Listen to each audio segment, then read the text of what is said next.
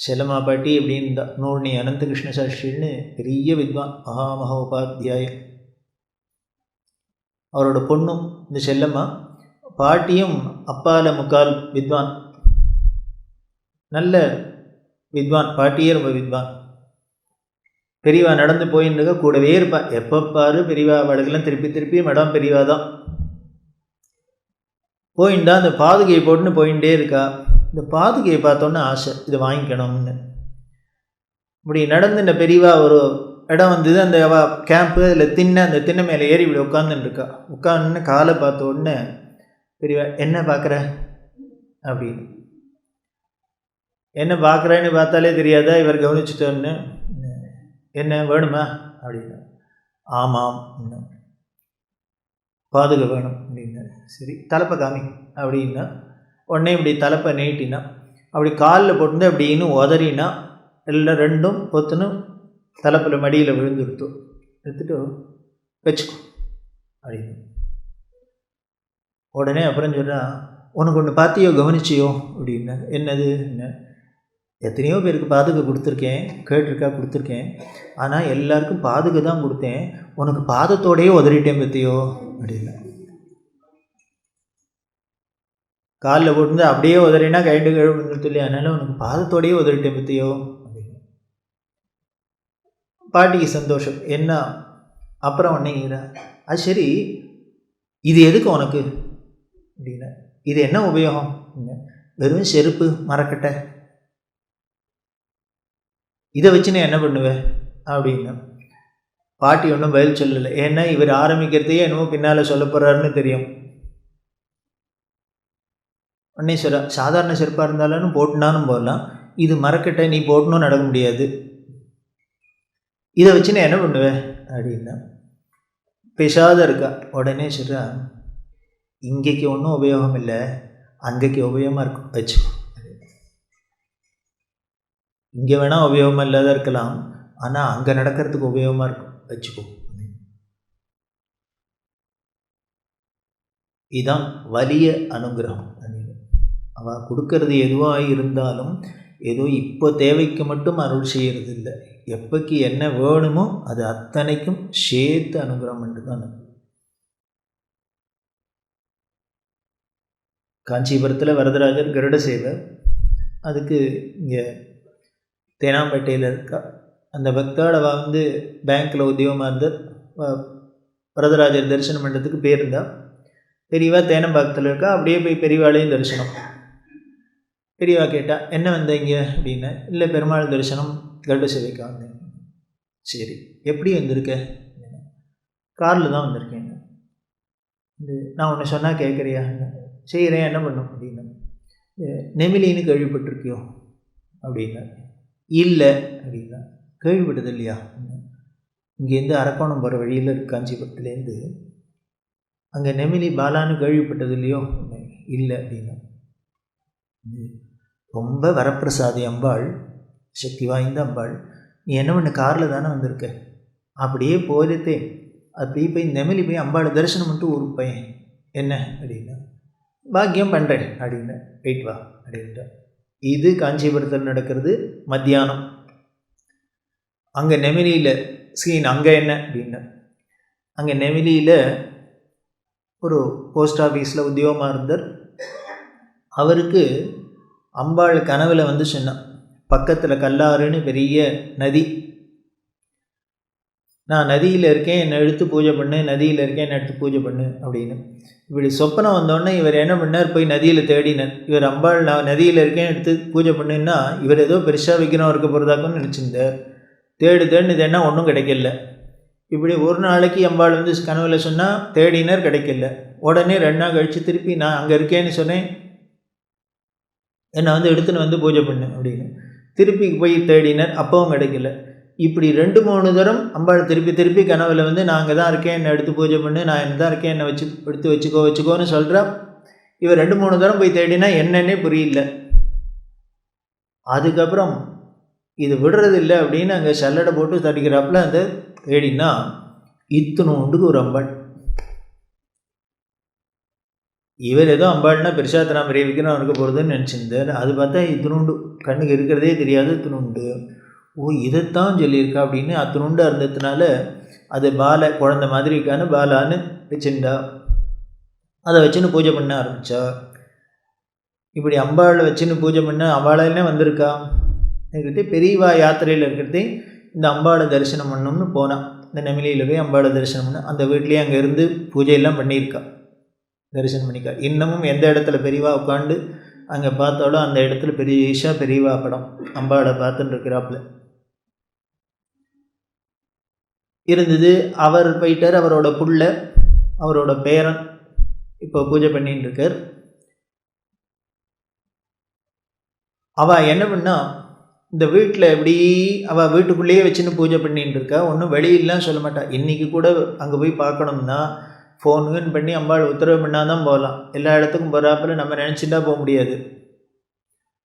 அப்படி தான் ஒரு நியமம் வச்சுருந்துக்கா. இப்போயே அப்படி இருக்குன்னா அப்போ இன்னமும் ஒரே வழியில் தெரியாததான் இருக்கும். அந்த இடத்துக்கு பெரியவா அப்படி இருக்கா.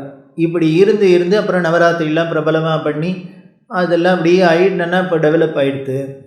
இந்த அம்பாளோட பெருமை எல்லா இடத்துக்கும் தெரிய ஆரம்பித்தோடனே அப்பப்போ கூட்டம் தான் வர ஆரம்பிச்சுட்டு எல்லாம் ஆகிடுது. இந்த நவராத்திரி பூஜையெல்லாம் பண்ணுறதே கூட்டம் வந்தாக்க அப்புறம் பெரிய பெரிய வித்வான்கள்லாம் வந்து கச்சேரி பண்ணுறது எல்லாம் ரெகுலராக நடக்க ஆரம்பிச்சுட்டு இதுக்கெல்லாம் இடம் போகிறல. இந்த பழைய வீட்டை கொஞ்சம் ரிப்பேர் பண்ணி ஒரு சௌரியமாக பண்ணலாம் அப்படின்னு பார்த்தா பணம் இல்லை, போகிறல அவளுக்கு. ஆனாலும் ஒரு தைரியத்தில் இறங்கி அந்த ஒரு முன்னால் பண்ணியிருக்கா, ரிப்பேர் பண்ணியிருக்கா. அதில் எல்லாத்தையும் அவள் வந்தால் கொடுத்தா எப்படியும் பண்ணி சரி பண்ணியாச்சு. ஒரு 1000 ரூபா மட்டும் நின்றுடுத்து சிமெண்ட்டு பாக்கி. அந்த சிமெண்ட்டு கொடுத்தவர் இவரோட ஃப்ரெண்டு தான், கடை வச்சிருக்கார், கொடுத்தார். ஏன் அப்புறம் கொடுப்பா, மொள்ளை கொடு அப்படின்ட்டு. ஆனாலும் மொள்ளை கொடு அப்படின்னா திரும்பியே வருமோ வராதாங்கிற அளவுக்கு மொள்ளை ஆகிடுத்தது. அவர் அந்த ஊரை விட்டு மெட்ராஸோட வந்து செட்டில் ஆக போகிறார். அப்போ வந்து அன்னைக்கு காலங்கார்த்தால இவர் வந்து கேட்குறார், அப்பா நான் ஊரை விட்டு போகிறேன், அந்த பணத்தை கொடுத்தீங்கன்னா சௌரியமாக இருக்கும் அப்படின்னு இவர் கேட்குறார். இவர் சொன்னார், ஏன்னா அதுக்கு முன்னாலே பல தரம் கேட்டாச்சு, நம்மளும் வாங்கினத்தை கொடுக்கலன்னா சரியாக வராது, நல்லா இருக்காது. அதனால் என்ன பண்ணார், அப்பா சாயந்தரம் 4 மணிக்கு வாப்பா, நான் உன் கடனை அடைச்சிடுறேன், கொடுத்துட்றேன் அப்படின்னு. நிஜமாக கொடுத்துருவில்லை, ஏன்னா முன்னாலாம் நிறையா தடவை அது மாதிரி சொல்லியிருக்கார். கொடுத்துருவேன். இல்லை கட்டாயம் கொடுக்குறேன், 4 மணிக்கு வா, நான் கடனை கொடுத்துட்றேன் அப்படின்னு. அவர் போயிட்டார். போனோடனே உள்ளே வந்தோடனே இதை கேட்டு அவரோட சம்சாரம் கேட்டார், அவரை 4 மணிக்கு வர சொல்லி கேளு, பொட்டியில் வச்சிருக்கேளு, எடுத்துறப்பறையிட. அவர் உடனே அந்த அம்மா சொன்னால், நம்மள்கிட்ட பணம் இல்லைன்னு என்ன தெரியும், எதுக்கு அவரை இன்னொரு தரம் அலக்கழிக்கணும், இப்போ இல்லைப்பா அப்புறம் தரேன்னு சொல்லுவேன். இதை மாதிரி தானே பல தரம் சொல்லியிருக்கோம். இப்போ இந்த தரம் அவர் ஊருக்கு போகிறேன்னு சொல்லி இதுக்கு மேலே எனக்கு தாட்சிணியம் தாங்கலை, அதனால சொல்கிறேன் அப்படின்னு. அதுவும் காலங்காலத்தால் வந்து கேட்குறதே இப்போ இல்லைன்னு சொல்கிறதுக்கு மனசு வரல. அவனை பார்த்தாலும் பாவமாக இருக்குது, எனக்கு என்ன பண்ணுறதுன்னு தெரில, அதனால சொன்னேன் அப்படின்னு. உடனே அந்த அம்மா இருக்குன்ட்டு, இல்லை தரேன்னு சொன்னால் தரணும், இல்லைன்னு ஃப்ராங்காக சொல்லணும், சும்மா அனாவசியமாக அலக்கழிக்கக்கூடாது அப்படின்னு. ஒருத்தருக்கு ஹஸ்பண்ட் அண்ட் ஒய்ஃப்குள்ளே இப்போ ஒரு குட்டி தகராறு. இவர் பார்த்தார், இவர் காலங்காலத்தால் நீ நானும் சண்டை போட்டு பிரயோஜனம் இல்லை, என்னமோ அம்பாள் சொல்ல சொன்னால் வாயில் வந்தது சொல்லிட்டேன், போயேன் 4 மணிக்கு பார்த்துக்கலாம், இப்போ எதுக்கு நீ நானும் தகராறு பண்ணும் அப்படின்னு. இவர் போனார், குளிக்க போனார், பூஜையை பண்ணார், சாப்பிட்டார், எல்லாம் பண்ணிட்டு உட்காந்துருக்கார். சரன்னு கார் வந்தது. இறங்கினா, இதான அம்பாள் இருக்கிற வீடு நெமிலி. ஆமாம், வாங்க, உங்களுக்கு எப்படி தெரியும் அப்படின்னு கேட்டு, இங்கே இருக்கிறது எப்படி தெரியும், இல்லை பெரியவா சொன்னா அப்படின்னு. பெரியவா சொன்னாடா அப்படின்னோடனே இவருக்கு பெரியவா எப்படி சொன்னா அப்படின்னு. தெரியாது, நாங்கள் காஞ்சிபுரம் போயிருந்தோம், பெரியவாளை பார்க்கறது என்கிட்ட கேட்டால் நெமிலின்னு இருக்கு, அம்பாள் இருக்கா கேள்விப்பட்டிருக்கியான்னு. இல்லைன்னு சொன்னேன். இந்த அம்பாளெல்லாம் பற்றி சொல்லி பெரிய வரப்பிரசாதி அப்படின்னு சொல்லி போய் தரிசனம் பண்ணிட்டு போகணும்னு சொல்லியிருக்கா, அதனால வந்துடுறேன். இதை கேட்டோன்னா அவருக்கு ஒரே அழுக வந்துருக்கு. இன்னும் எங்கள் வீட்டையும் எங்கள் அம்பாளையும் பெரியவா ஞாபகம் வச்சுட்டுருக்காடா. ஏன்னா இவர் இப்போ பூஜை பண்ணிட்டு இருக்கிற சின்ன பையனாக இருக்கிறதே பெரியவா வீட்டுக்கு வந்தது கிட்டத்தட்ட 50 வருஷத்துக்கு மேலே ஆச்சு. இன்னும் ஞாபகம் வச்சுருக்காடா பெரியவா அப்படின்னு அவருக்கு ஒரே சந்தோஷம், அழுக வருது. பெரியவா எதை மறந்தா இவரை ஞாபகம் வச்சுக்கிறதுக்கு? அங்கதான் மறதிங்கிறதே இல்லாத ஒரு వ్యక్తిன்னா அவர் தான். ஆச்சு, உடனே தரிசனம் பண்ணி வச்சார். அவருக்கு ஒரே சந்தோஷம், இப்படி பெரியவா அனுப்பிச்சு வந்திருக்காளே அப்படின்ட்டு. வேடிக்கை என்னென்னா, கார்த்தாலேருந்து ஏதோ ஒரு தகராறாகி ஒரு மாதிரி மனசு சஞ்சலமாக இருக்கிறது. இப்போ பெரியவா அனுப்பிச்சான்னு 2 பேர் தரிசனம் பண்ணால் அவளுக்கு தரிசனம் பண்ணி வச்சார். நீங்கள் சாப்பிட்டுட்டு தான் போகணும், பிரசாதம் சாப்பிடணும், எல்லாம் பண்ணினார். பண்ணிவிட்டு நாங்கள் கிளம்புறோம் அப்படிங்கிறது என்ன பண்ணார், போய் அம்பாளுக்கு நமஸ்காரம் மட்டும் ஒரு கவரை முன்னால் வச்சா. இவர் சொன்னார், இல்லை வழக்கம் இல்லை, எல்லாம் வைக்க வேண்டாம் அப்படின்னார். இல்லை நாங்கள் ஏதோ அம்பாளுக்குன்னு காணிக்க வைக்கிறோம், பெருசாக ஒன்றும் பண்ணல, நீங்கள் பூஜை எல்லாம் பண்ணி இது வச்சுக்கலாம், உபயோகப்படுத்திக்கலாம் அப்படின்னா வச்சா. அவள் கிளம்பிட்டா. அவள் அந்த காரை அந்தண்ட போச்சோ இல்லையோ, 4 மணி ஆகிடுத்து. கடங்காரம் வந்துட்டார். இவரை பார்த்தோன்னே கார்த்தால சண்டையெல்லாம் ஞாபகம் வந்தது. உடனே என்ன பண்ண, கிடுகிடுன்னு போனார். இந்த அம்பாள்கிட்ட இந்த கவரை எடுத்தார், நேராக கொண்டு ஃப்ரெண்டுகிட்ட கொடுத்தார். கொடுத்துட்டு சொன்னார், அப்பா கார்த்தால் நான் உங்கள்கிட்ட சொல்கிறது பணம் இல்லை, ஆனால் இல்லைன்னு காலங்காலத்தால் உனக்கு சொல்கிறதுக்கு ஒரு சங்கோஜமாக இருந்தது, அதனால 4 மணிக்கு வான்னு சொன்னேன். இப்போ என்கிட்ட ஒன்றும் இல்லை. இப்போ தான் காஞ்சிபுரத்துலேருந்து யாரோ வரா, பெரியவா அனுப்பிச்சான்னு தரிசனத்துக்கு வந்தா. அவள் ஏதோ இங்கே காணிக்க வச்சுருக்கா, நான் இன்னும் திறந்து பார்க்கல, இதில் எவ்வளோ இருக்குது, இப்போ தான் போகிறா. அதில் 5 இருக்கா, 10 இருக்கா, 50 இருக்கா, 100 இருக்கா எனக்கு தெரியாது. ஒன்றும் இல்லைன்னாலும் உன்னோட பஸ் சார்ஜுக்கானும் இருக்கும் அப்படின்னு நம்புகிறேன். அதை அப்படியே கொடுக்குறேன், அதில் இருக்கிறத வச்சுக்கோ, மீதி உன்னோட கடனை நானே கொடுத்துட்றேன், என்கிட்ட வந்தோன்னு மன்னிச்சுக்கோ அப்படின்னு. இத்தனை சொன்னால் அவள் ஃப்ரெண்டாக இதுக்கு மேலே என்ன பண்ண முடியும்? என்னமோ நினச்சினேப்பா, சரி என்ன பண்ணுது, உன்னை பார்த்தாலும் பாவமாக தான் இருக்குது அப்படின்னு சொன்னார். சரி பரவாயில்ல அப்படின்னார். வழியில் வந்தார். கவரை பிரித்து எவ்வளோ இருக்குதுன்னு பார்க்கணுமே, எண்ணி பார்த்தா 1 2 3 4 10 100 ரூபா நோட்டு, 1001 ரூபா அதில் இருக்குது. அவர் போன ஒரு வாசகமாக திருப்பி கொடுக்குன்னு வந்தார். யோ என்னப்பா அது, பஸ் சார்ஜுக்குன்னு முழு பணமும் இருக்குப்பா அப்படின்னு. 1000 ரூபா கொடுக்கணுன்னா 1001 ரூபா இருக்குது. உடனே என்ன பண்ணார், 1000 ரூபாய் எடுத்துட்டு 1 ரூபாயை தூக்கி அங்கேயே அம்பாள்கிட்ட வச்சார். அப்பா அக்கௌண்ட் செட்டில்டுப்பா, 1000 ரூபா இருக்குது, நான் வரேன் அப்படின்னு அவர் போயிட்டார். இவர் அப்படியே பெரியவாளை பார்த்து நிற்கிறார். ஓ இதுக்கு தான் அனுப்பிச்சீரா? யாரோ கருட சேவை பார்க்க வந்தவாளை விசாரித்து எப்படி வந்திருக்கேன் என்ன வந்திருக்கேன்னு சொல்லி நெமிலின்னு சொல்லி அம்பாளை பற்றி சொல்லி பார்த்துட்டு போ, எதுக்கு சொல்லணும் அப்படின்னு. அங்கே காலங்காலத்தால் அம்பாளை நம்பி பூஜை பண்ணிட்டு இருக்கிற ஒரு व्यक्ति 4 மணிக்கு வா தரேன்னு வாக்குன்னா கொடுத்துருத்தோம். அவர் என்ன சொன்னார் சம்சாரத்திட்ட, இவர் ஏதோ அம்பாள் சொல்ல சொன்னால் சொன்னேன் விடேன் அப்படின்னு சொன்னார் இல்லையா, அது இங்கே காஞ்சிபுரத்தில் காதில் விழுந்துருத்து. உடனே என்ன பண்ணிட்டான், ஆள் அனுப்பிச்சாச்சு. அவள் கடன் அடைக்கணும், பெரியவா எப்படி கடன் அடைக்க போகிறேன் ஏதானு கேட்டாளா, இவர்கிட்ட வேண்டின்றாளா, ஒன்றும் இல்லை. ஆனால் அது எங்கேயோ நெமிலியில் யாரோ பேசின்னு இருக்கா, இங்கே எங்கேயோ தேனம்பாக்கத்துலேருந்து கொரியர் போகிறது. அதுலேயும் வேடிக்கை என்ன அப்படின்னு, அவள்கிட்ட என்ன சொன்னா, பார்த்துருக்கியா போய் தரிசனம் பண்ணிட்டு போகணுன்னு தான் சொன்னால், நீ இதை பண்ணு அதை பண்ணு ஒன்றுமே சொல்லலை. ஆனால் அவளுக்கு ஏன் அப்படி தோணித்து அப்படின்னா, நிச்சயம் போகிறவா இந்த மாதிரி இடத்துக்கு போகிறதே வெறுங்கையோடு போக மாட்டா, எத்தையும் பண்ணுவா, இல்லை ஒன்று பண்ணியிருக்கலாம், அவள் ஏதான பழம் பூவா வாங்கிட்டு போய் வெறுமனை வச்சுட்டு திரும்பி வந்திருக்கலாம். அப்படி இல்லாத பணமாக காணிக்கையை கொண்டு ஏன் கொடுக்கணும்? சரி, இதுக்கு மேலே இன்னொன்று, அப்படி காணிக்க கொடுத்தாலும் 50 வைக்கப்படாதா, 100 வைக்கப்படாதா, 500 வைக்கப்படாதா, இல்லை 5000 வைக்கப்படாதா? இப்படியும் இல்லை அப்படியும் இல்லை, எண்ணினாப்பில் கரெக்டாக 1001 ரூபா ஏன் வைக்கணும் அப்படின்னு. ஏன் வைக்கணும்னா அதுக்கு தானே இவர் அனுப்பிச்சிருக்கார். இது சொல்லணுமா, சொல்ல தேவையில்லை. தேவி மகாத்மியா ஆன்சர் சொல்கிறது, யா தேவி சர்வபூதேஷு புத்தி ரூபேண சம்ஸ்திதா நமஸ்தஸ்ஸே நமஸ்தஸ்ஸே நமஸ்தஸ்ஸே நமோ நமஹ. எந்த பராசக்தியானவள் அத்தனை பேருக்குள்ளேயும் புத்தி சக்தியாக இருக்கோ அந்த சக்திக்கு நமஸ்காரம் நமஸ்காரம். அப்படி அந்த புத்தி சக்தியாக இருக்கிற அந்த பராசக்தி தான் பெரியவாங்கிறதுக்கு இதுக்கு மேலே ஒன்றும் வேண்டாம். அதனால் அவள் வாயை திறந்து சொல்லணும், இதை பண்ணு அதை பண்ணுன்னு சொல்ல வேண்டாம். அவள் நினச்ச மாத்திரம் சங்கல்ப மாத்திரம் வரும், நம்மளை பண்ண வச்சுடும். அதுதான் அங்கே முக்கியம். அது கருவி மாத்திரம்.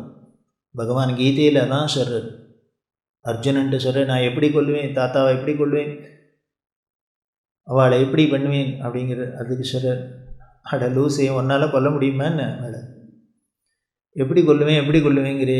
எய்த்தாப்பில் நிற்கிறவன் யாருன்னாரு, தான் நினைச்சால வழிய உசுறு போகாதுன்னு வரம் வாங்கி நிற்கிற பீஷ்மாச்சாரியார் நிற்கிறார். அவர் நினச்சாதான் உசுறு போக வழி, இன்னொருத்தனால எடுக்க முடியாது, ஏன் என்னால் கூட எடுக்க முடியாது. அவர் நினைக்கணும் போரும் இருந்தது நம்ம போகலாம் அப்படின்னு நினச்சாதான் பிராணம் போகும். அப்படி ஒரு வரம் வாங்கி நிற்கிறேன்னு உன்னோட காண்டிபத்தினால கொண்டுடுவியா, அஸ்திரம் போட்டு கொண்டுடுவியா. எய்தாப்பில் இருக்க கிருபாச்சாரியார் யாருன்னு, அஸ்வத்தாமா பலிர் வியாசா ஹனுமான்ஸ்ச விபீஷணா கிருபா பரசுராமஸ்ச சப்தைதே சிரஞ்சீவினான்னு 7 சிரஞ்சீவியில் ஒத்தரானுக்கு போகிறவர். சாவே இல்லாத இருக்கிறவர் நீ கொண்டுடுவியா, இப்படி இவாளை கொல்றேங்கிறே. இல்லை, அப்போ என்ன பண்ண, நிமித்த மாத்திரம் சவ்யசாட்சி, உன்னை ஒரு இன்ஸ்ட்ருமெண்ட் பண்ணி, ஏன்னு இந்த எல்லாத்தையும் இந்த கௌரவ வம்சத்தை தீர்த்து கட்டுறது நான் சங்கல்பம் பண்ணியாச்சு. ஏன்னு ஒரு குலஸ்திரியை எடுத்து நடு சபையில் வச்சு துயில் உறிஞ்சிருக்கான். இதை விட அக்கிரமம் நாட்டில் நடக்க முடியுமா என்ன? யாரு? அவனோட மன்னி, சொந்த மன்னி, துரியோதனோட மன்னி. இவ்வளோ அக்கிரமம் நடக்கிற இந்த காலத்தில் கூட அவ்வளோ நடந்தாப்புல தெரியல. ஆனால் ஒரு மன்னி, அதுவும் ஒரு ரஜஸ்வலையாக இருக்கிறவோ, அவளை இழுத்துன்னு வந்து இத்தனை புருஷா எதிர்க்க அவளை நிர்மாணமாக்கணும்னு பண்ணியிருக்கான்னா, இப்பேற்பட்ட அயோக்கியம் இருக்கிற தேசம் இருக்கலாமா? பூண்டோட ஒழிச்சிடுவேன். நீ ஒழிக்க வேண்டாம், நான் சங்கல்பம் பண்ணியாச்சு. மரியாதையாக நீ வில்லு எடுத்து அம்ப போட்டு போடுறதா இருந்தால் போனா அப்புறம் இந்த கிரெடிட்டை வாங்கிட்டு போ, இல்லைன்னா இப்போ நான் ஒழிச்சு கட்டிடுவேன். பீஷ்மாச்சாரியால பண்ண முடியல, உக்ரமாக இருந்ததுங்கிறதுக்காகத்தானே என்ன பண்ணார், தேர்லேருந்து குதிச்சுன்னு ஓடுறார். பாரு, இப்போ இன்னைக்கு விட்டு வைக்கிறேன்னா பாரு அந்த ஆடன்னு சுதர்சனத்தை தூக்கிண்டு. யார் சொன்னார், அவனா நினச்சாலே வழி உயிர் முடியாதுன்னு வரம் வாங்கி நிற்கிற இவர் தீர்த்துக்கிட்டேன். அந்த வரம்லாம் உங்களுக்கு தான், ஏன் நான் நினச்சேன்னா எல்லாத்தையும் க்ளோஸ் பண்ணுவேன். ஓடுறார். ஏன்னர், அப்பேற்பட்ட அயோக்கியத்தனத்தை பார்த்துட்டுன்னா நின்ன நீ. உங்கள் விட்டு மாட்டு பொண்ணும் மருமக வாழ வந்திருக்கா, அவளை தூக்கி இப்படி இத்தனை ஆம்பளைகளுக்கு இப்படி பண்ணுறான், அவமானப்படுத்துகிறான். என்ன பார்த்துங்க, என்ன தர்மாத்மாக்கள் நீங்கள், எங்கே போச்சு தர்மம்? இப்போ ஏற்பட்டவாள்லாம் எதுக்கு இருக்கணும், ஒழிச்சு கட்டிட்டேன் பாரு. அப்படி யாத்திரம் வருது சுவாமிக்கு, வேறு எதுக்காகவும் இல்லை. அந்த திரௌபதியை பண்ணின அந்த அவமானத்துக்காக பண்ணலாமா ஒரு குலஸ்திரியை? அப்பேற்பட்ட வம்சம் எதுக்கு இருக்கணும், தீர்த்துருவேன் அப்படிங்கிறது.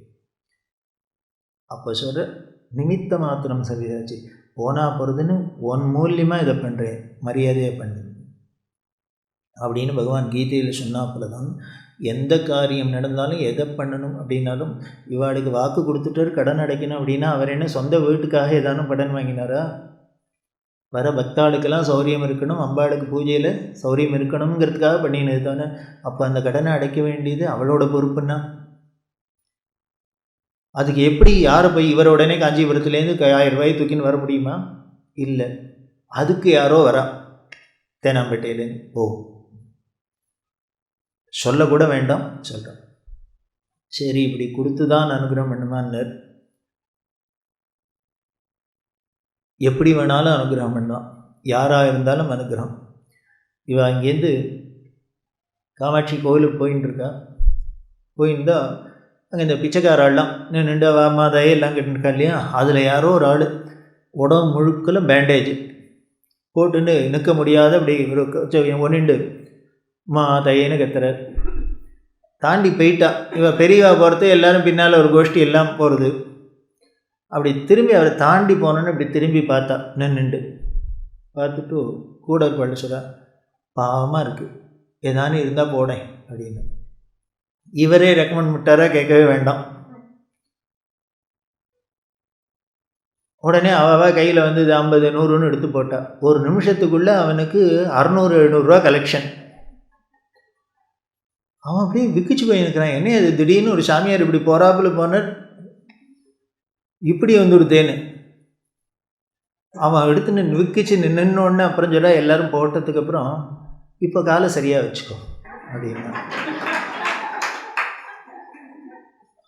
அப்புறம் தான் தெரியுது அவன் வேணும்னு பேண்டேஜ் போட்டுன்னு ஏமாத்துறதுக்கு வீச்சுருக்கான் ஃப்ராக்சர் ஆனப்பில். இது சொல்லிட்டு போயிட்டான் உள்ளுக்குள்ளே கோயிலுக்குள்ளே. இந்த போட்டதுகள்லாம் முழிச்சுன்னு நிற்கிறது. அடப்பாவி, இப்படி பச்சையாக ஏமாத்திருக்கான். இது பெரியவா சொன்னாலும் அவள் 100 ரூபா நோட்டை வேறு போட்டால் இப்போ திருப்பி எடுக்கவும் முடியல. இப்படி ஏமாந்துட்டுமே. அவன் தான் ஏமாத்துறான்னா இவருமா ஏமாத்துவார்? பார்த்துட்டு போனர் தெரிஞ்சிருக்கொல்லிய ஸ்கேனிங் மிஷினில் தெரிஞ்சு கொடுத்து இது பொய் பேண்டேஜுன்னு. அப்பயே சொல்லாமோ இல்லையோ, அப்பா வயிற்றுக்காக இப்படிலாம் பண்ணாதப்பா அப்படின்னு சொல்லிட்டு போக வேண்டியதானே. பெரிய ரெக்கமெண்டேஷன் வேறு. எல்லோரும் பாவம் ஐயோ பாவம் போடுங்கன்னுட்டு போட்டதுக்கப்புறம் சொல்கிற இப்போ காலை சாதாரணமாக வச்சுக்கோங்க. இவாளுக்கெல்லாம் என்ன பண்ணுன்னு தெரில. இப்போது அவனை கோச்சிக்கிறதா இல்லை இவரை கோச்சிக்கிறதா? ஏமாத்துறான்னு தெரிஞ்சுன்னு அவருக்கும் ஒத்தாசை பண்ணுறாருன்னா இதுக்கு என்ன பதில் சொல்கிறதுன்னர்? ஒன்றும் இல்லை, ருத்ரந்தான் பதில். ருத்ரத்தில் பரமேஸ்வரன் என்னவா சொல்கிறது அப்படின்னர், எல்லாம் நீந்தாங்கிறது. அதில் திருடனும் நீந்தான், பலே திருடன் நீந்தான், அத்தனை பேருக்கும் நீந்தான். கொள்ளை அடிக்கிறவன் நீந்தான், எல்லாத்தையும் லிஸ்ட்டு போட்டுருத்து. அப்படின்னா திருடனும் நீந்தான் அப்படின்னா ஏமாத்துறவனு நீந்தான் அப்படின்னா அவளுக்கும் இவர் தான் ஈஸ்வரன்னாக்கா அப்போ என்ன இவரும் அதான் அப்படின்னு உள்ளே போயிட்டாலையா கோயிலுக்குள்ளே. இவாளெலாம் ஜரிச்சிக்க முடியல சித்த நேரம் இந்த ஷாக்கை. அப்புறம் உள்ள போனால் அப்புறம் சொல்கிறா, என்ன பண்ணுறது, வயிற்றுக்கு இல்லைன்னா இப்படி எல்லாம் பண்ண தோன்றுறது அப்படின்னு. அந்த பசி கொடுமை வயிற்றுக்கு இல்லைன்னா இப்படி எல்லாம் வேஷம் போட்டானும் ஏமாத்தியானும் தோன்றுறது. யாரு வேண்டா நமக்கு அது மாதிரி இருந்தால் இதை விட மட்டமாக இருந்திருப்போமோ என்னமோ.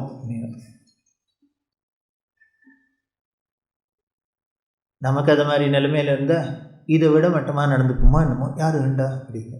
இதுதான் பதில். எத்தனை போட்டுட்டேலேன்னு கவலைப்படாதீங்கோ, எதுக்கு போட சொன்னேன் அப்படின்னார். இதுதான் உலகம். அவருக்கும் அனுகிரகம் பண்ண வேண்டியிருக்கு. அந்த அனுகிரகம் தான். போட்டால் போனால் எல்லாம் கிடச்சிருமா? கிடைக்காது.